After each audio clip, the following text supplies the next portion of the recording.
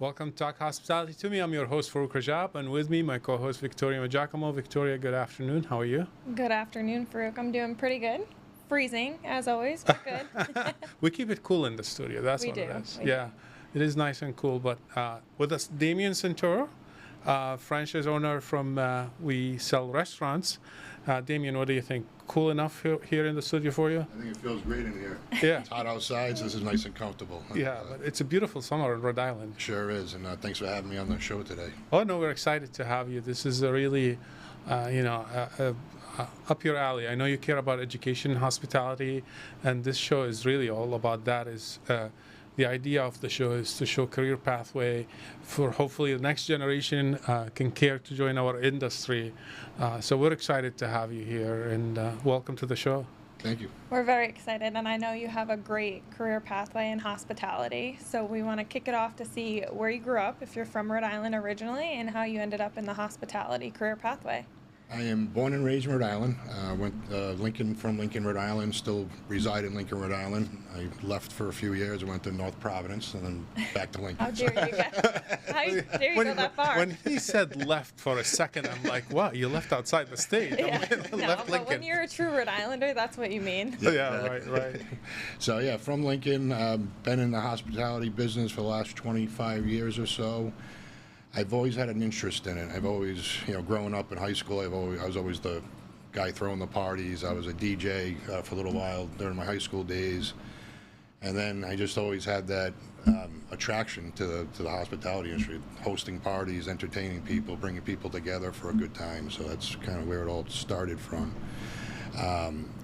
My first job in the hospitality business, I was actually one of my first apartments. I lived above a college bar near Providence College, across the street from a pizzeria. I didn't have much money. I was 17 and a half, 18 years old at the time. So I used to go fold pizza boxes at the pizza shop, and I used to go busboy at the bars. So I would get free food, and I had a fake ID at the time, which I'm not. Free drink. Yeah, exactly. So it all worked out. But from there, I ended up being invited to be a partner in a nightclub. That was my first business ownership opportunity, which was a place called Monet Lounge in Providence, Rhode Island. I was there for 9 years. Wow. How old were you there? We opened, I was 23 years old. When we started building the place, I was 21, 22 years old. That's young to have a partnership. That's pretty cool. Yep, that was I was probably too young to own a nightclub at that time. Right? But we had a good partied time. as much as I know.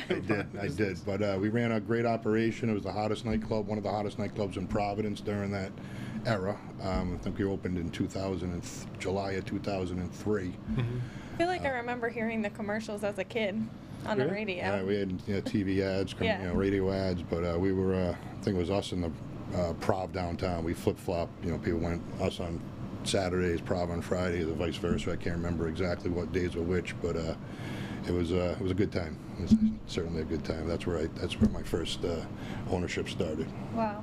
And from there, I know you've owned quite a few. Can you kind of touch upon? Yep. So I've had pizzeria in Johnston, Rhode Island. I had that for a short period of time. Ladder 133, Sports Bar and Grill. I had that for 16 years. Also the Pub on One in North Providence at Lewis Quissett Country Club. So those are my 4 places I've had over the years. Outside of that, I've done some consulting work, and then years back I got involved with We Sell Restaurants. So now I'm still very involved in the industry, but on a different, looking through a different lens. Yeah, and We Sell Restaurant is like a brokerage firm, right? So you really help the operators kind of figure out the next stage of. Yeah, so we exclusively, so We Sell Restaurants, largest restaurant brokerage firm nationwide. So I'm in the Rhode Island market, but ultimately I exclusively work with restaurant owners and operators to figure out if they're looking to grow, expand, or exit when the time's right. I'm also a certified exit planning advisor, which is I have the credentials. It's called CEPA. So I also help people prepare for that exit. So 3 to 5 years out, I'll look at their financials. I'll give them the pathway, or connect them with the right referral partners to prepare for that exit. And that's where a lot of people really don't think about. People are too busy running their restaurants. They don't really think about the exit, right? And Right. every business has a start and an end, but no one really thinks about the end. So I try educating people as far as that goes, but in a sense, I'm getting people transitioned into the business. So that chef that wants to open his first place, or that general manager that is looking for that next step in their career path is going to be ownership. You can't really go much higher than GM, right? And then Yeah. it becomes owner. So it's definitely educating people, finding what their goals are, and helping them, whether it's at the start or the finish. So. Very Do- cool. Do a lot of people come to you? Like, I know as like an owner, right? Like, they're not really thinking about, okay, I'm going to want to sell my business. Like, so how does that work? Like, do you have to go recruit people, or are they kind of 50-50? So I guess the biggest hurdle is letting people know that I exist. Yeah. People don't necessarily understand who to call. They think maybe call a real estate agent or talk to my CPA and they're going to give me a referral. But people don't understand. You have generalized business brokers that will sell, a car wash on Monday, a laundromat on Tuesday, hair salon. So we strictly are in the hospitality game. So we look at hospitality businesses. We know what the numbers are supposed to look like.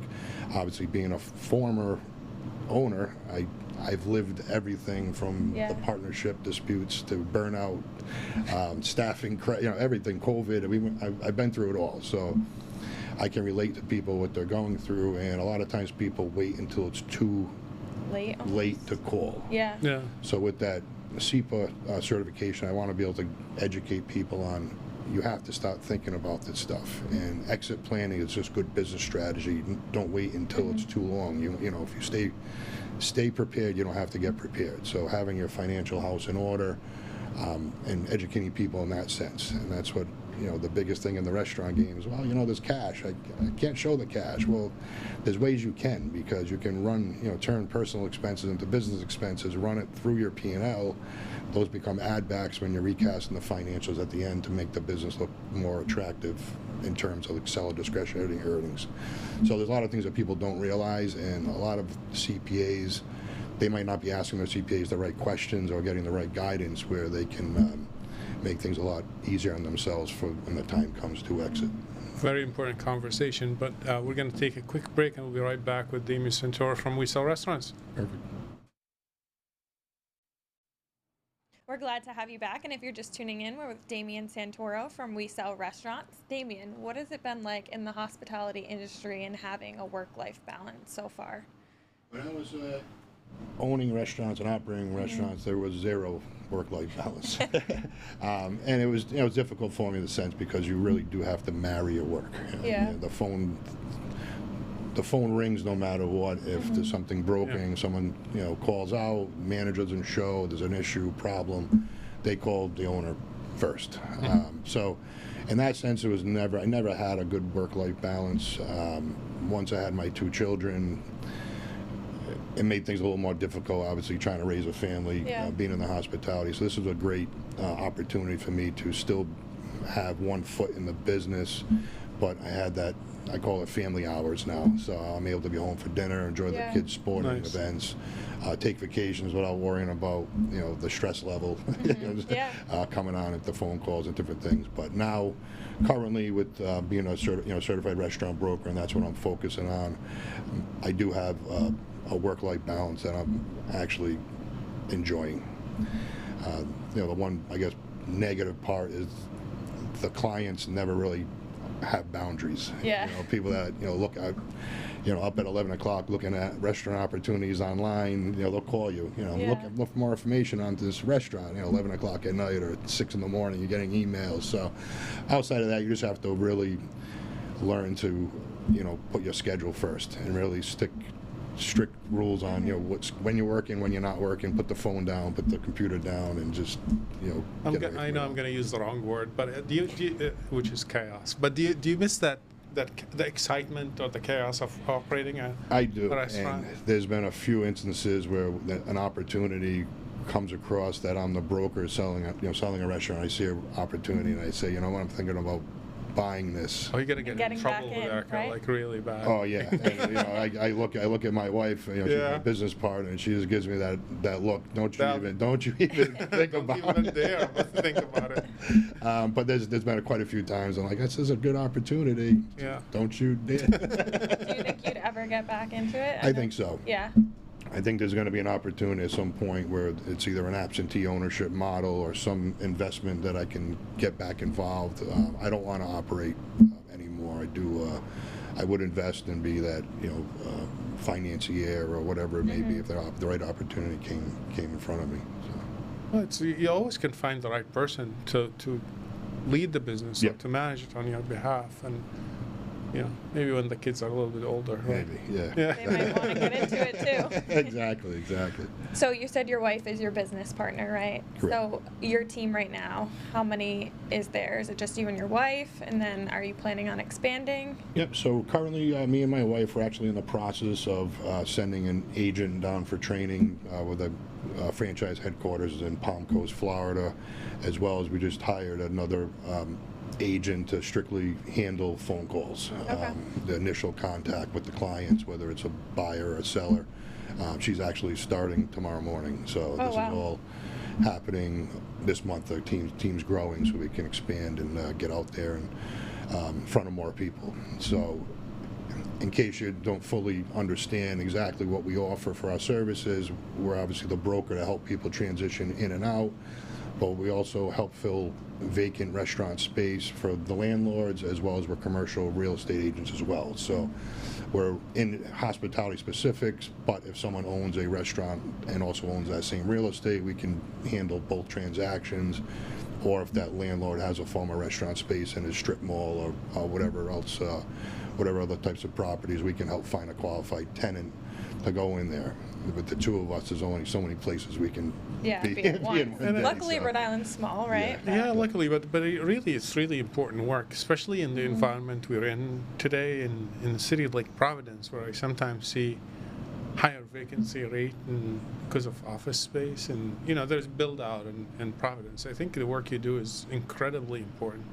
And it's fun, and there's also stuff people don't realize is, you know, you can find the right person that might have interest in that restaurant, but getting past the landlord's a whole different part of it. Yeah. We've had more deals fall apart because the landlord wouldn't accept that tenant. Because if you look at it this way, you have a restaurant that's paid the rent on time, in full, you know, for 20 years in some instances. Now they have to take a shot on a brand new person that they don't know, That's Yeah. scary. and they don't want to let that current tenant out of the lease. They'll keep them on the lease for 2-3 years as a personal guarantor, and they don't want to do that. Of course. They want to get out. Yeah. You know, if someone fails, it's still, you know, it's still their burden, right? So there's a lot of things that people don't realize. You know, there's a few different aspects of getting a deal done, and that landlord can really be the cause of it not going, and not cause of it not happening. So it's definitely interesting, and if you're not well versed in how to do that and present a good case and a good landlord package, and you know, vet that buyer previously, you know, personal financial statement, business plan, resume, and really have that speak to that landlord, it really could mess up the deal. Yeah. So I'm just trying to, you got a restaurant operator, they want to retire, and they find a buyer for that business, but the landlord would not agree to that deal because they're not trusting that the new buyer is going to pay rent on time, and they want, wow.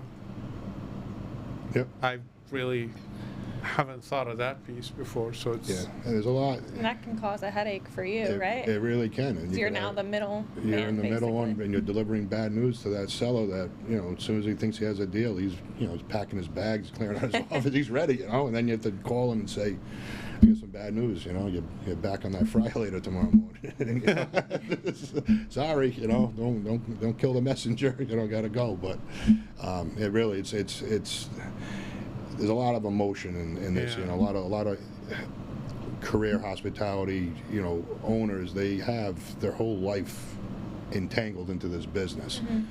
And there's so much emotion that goes in it. We've had deals fall apart where the owners, they don't have a plan for life after selling that restaurant. So when it comes to signing that person's sales agreement, we've had a couple where they've been doing it for 40 years. They spend more time in their business than at home. It's a husband and wife team. Their customers are their family. Yeah. So when they go to sign that dotted line, we've had one instance the wife couldn't sign. Wow. And the deal never went forward. She's like, I don't know what I'm going to do next. I don't know how I'm going to. Wow. I don't have Life after. and that's part of that exit planning that's so crucial of getting in front of them in 3 to 5 years to make sure their, personal, business, and financial legs of the stool all align and they have a plan in place. Because without a plan, you're gonna drive yourself nuts. Yeah. So much education. Thank you, Damian. I'm learning we're so learning much. a lot. Yeah. But we're going to take another quick break. We'll be right back with Damian Santoro from We Sell Restaurants. Thanks for joining us again. And if you're just tuning in, we're with Damian Santoro. Sorry, I can't talk. From We Sell Restaurants. Damian, how did you decide, We Sell Restaurants is going to be, I know it's a franchise, so, what made you decide that this was going to be the right opportunity? Do you have to go to Florida for training, too? Yep, so it's funny how it happened. I was online researching how to do evaluation on my own restaurants. Okay. And I clicked on a button or something on a website. I wasn't sure what I clicked and how it all happened. But I ended up getting a phone call, saying it was from We Sell Restaurants, and they wanted to have a conversation with me and see what my interest with becoming a franchisee might be. So I told my wife at the time, I said, I don't know what this is exactly. Let me jump on the Zoom call. Yeah. And it just so happens the lady that handled franchisees to see if they'll come on board, she was out sick that day. So the CEO, one of the owners, was the one handling the call. Wow. So I got on it and just started talking about, restaurant brokerage and the We Sell Restaurants brand. And we talked for a good, 45 minutes, an hour. And I hung up the phone. I remember my wife was in the other room in our office. And I said, honey, I didn't know what I was getting on the phone with. I didn't know if I was going to, what it was. Yeah. I said, but I just committed to flying down to Florida tomorrow. Oh my But then God. the next day, I jumped on a flight to Palm Coast, Florida, and I sat for they call it Discovery Day, and the franchise, they kind of give you the whole song and dance. They take out the lunch, and then saying, I was part of this franchise. The rest is history, kind He of. signed on the dotted line. Yeah. Yeah. And it you was said actually, it's been a couple of years? it's my third year with the We Sell Restaurant brand. I did some generalized business brokering prior to that.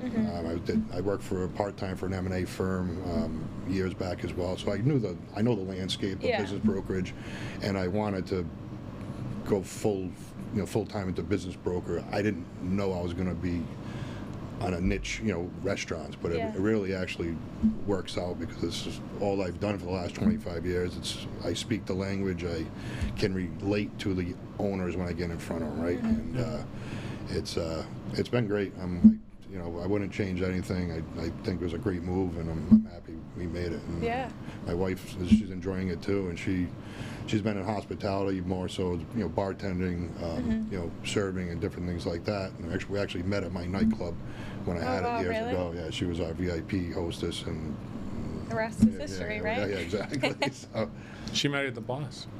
Yeah. did, yep. I didn't follow those rules either. Yeah, I was gonna say. That's so funny. If you could go back in time and give your younger self a piece of advice, what would that piece of advice be for you today?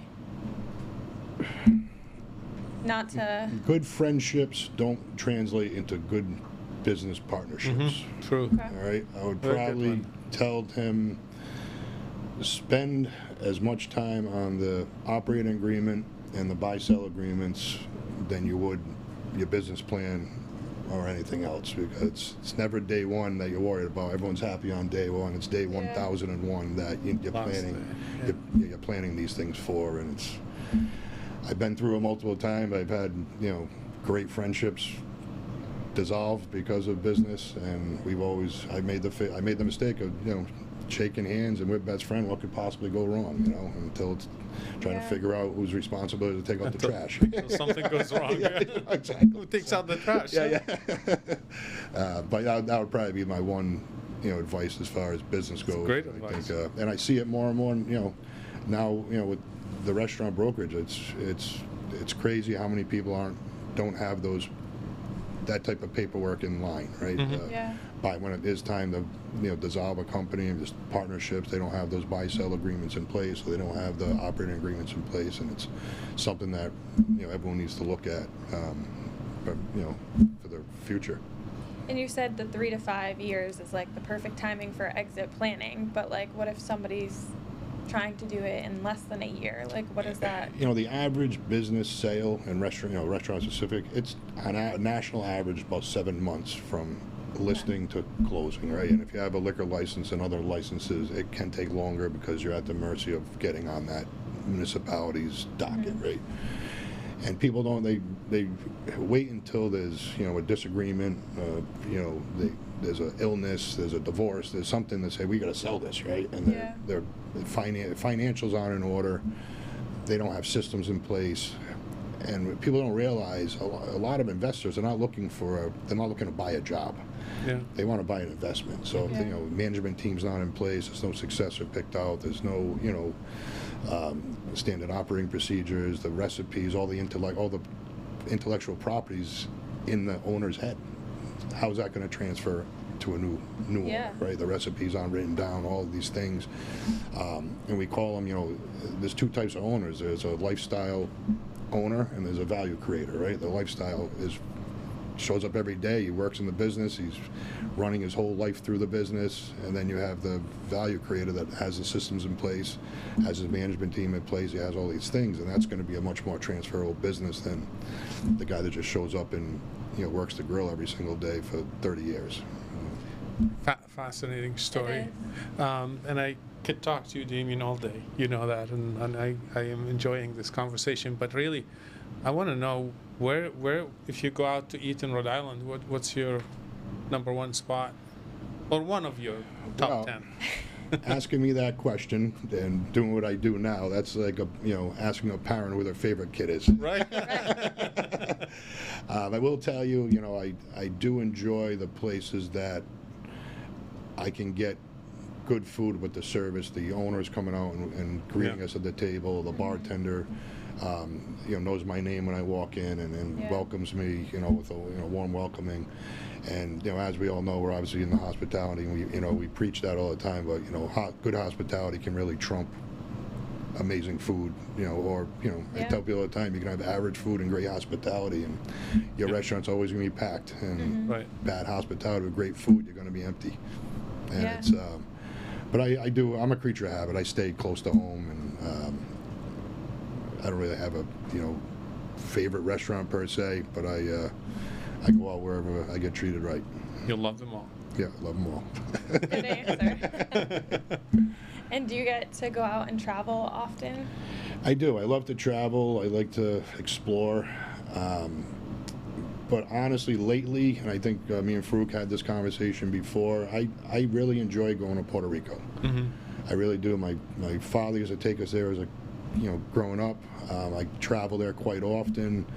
You get direct flights out of Providence. You leave in the morning. You're in this. Your feet are in the sand by lunchtime. And the island there's so many cool places throughout. If you travel the entire island, every time you go, it's a different vacation. Yeah.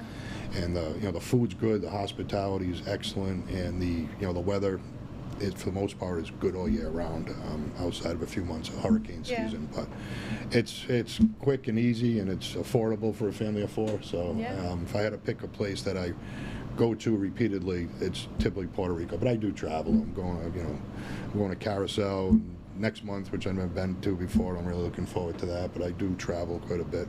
But I'd probably say Puerto Rico is my go-to. Excellent. Well, hopefully I'll see you in Puerto Rico soon. Hopefully again. Farouk will take me to Puerto Rico. Damian and I just, went to Puerto Rico together in January. Hopefully we'll go again. Hopefully I get to go. Absolutely. Hopefully it's a go. Damian, thank you for your time. We appreciate it. You're very welcome. We appreciate you taking the time to share with us and with the future generation of hospitality leaders what is possible. Thank you. You're very welcome. Thank you for having me.